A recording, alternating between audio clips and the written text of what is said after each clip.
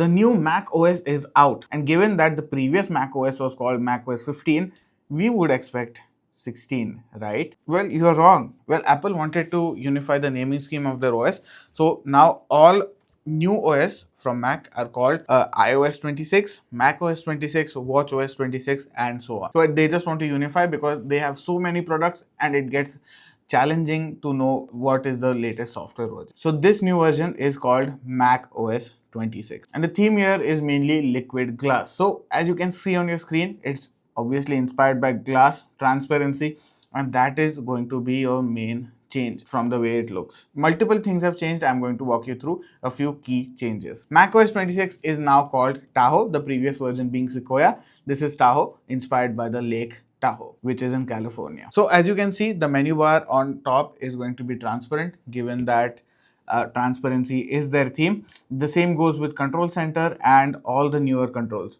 You can also now change the color of the folders. As you know, on the channel, one of the videos that you guys appreciated most was changing the color of the folder, which will come in the future.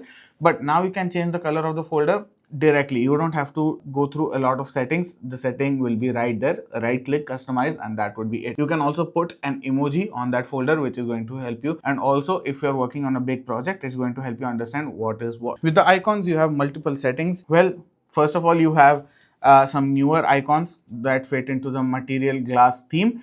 But other than that, you also have a clear theme, which I am not a big fan of because you have to squint and find everything that you need to search. And then you also have the dark icons where you can just tint them like we did on the iOS, but again with a transparent theme. The biggest change that I feel has happened in macOS, because most of the other things are pretty much carried on from iOS 26, what is special to macOS 26 is Spotlight. So Spotlight, as we've seen before, is a bit challenging to work with, and sometimes it's just annoying to work with. So we just steered clear of Spotlight, but that is not the case anymore. Spotlight has become a much more important, useful, and intelligent feature. So it is going to give you suggestions based on your routine. So if it knows that 9 a.m. you come into work and start working, and if you use Spotlight, the first suggestions that is going to come is usually the ones you will click on, or you will go and open some application.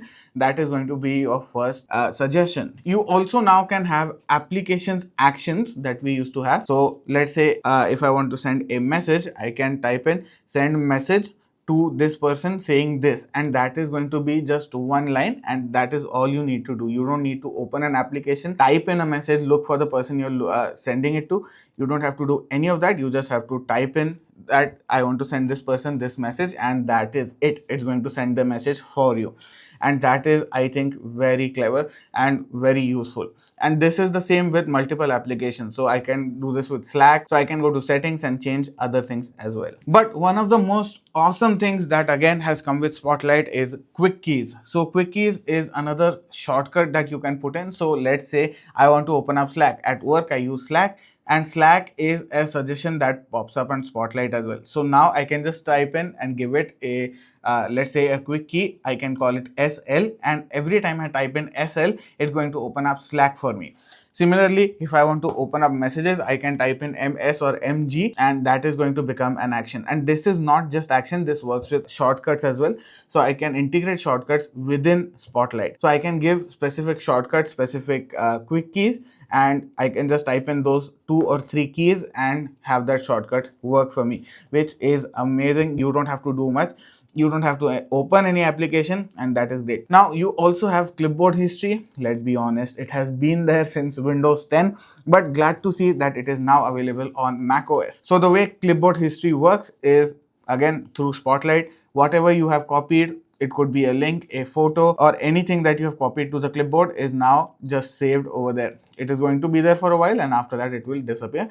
But again, this has been there since Windows 10. It has been a feature that I have used a lot, and it was an annoyance when I shifted to Mac. So it's great that I can now see clipboard history. And overall, now Spotlight is contextually aware. It knows what you're doing, and when you type in something, it knows what is happening around it, and it is going to give you suggestions based on that. Now, we also have a new games app. Why the new games app? I think most of us previously thought that a Mac are not necessarily a gaming applications, mainly because to install games, there had to be a lot of things done, and then we had to make payments. Obviously, it's Mac.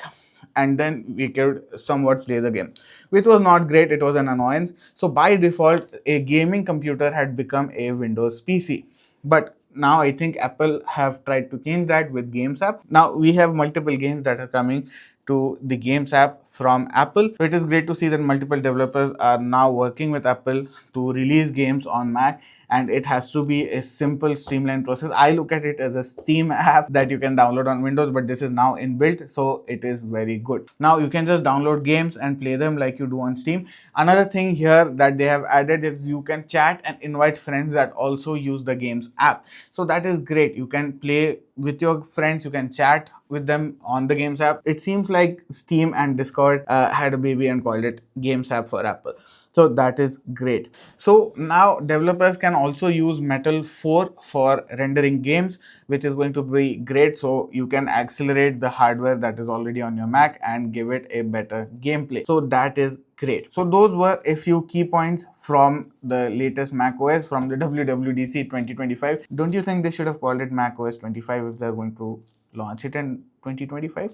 Let me know in the comments if you do like the video. If you want to see more content, do let me know in the comments as well. Do like, share and subscribe. Hope to see you in the next video.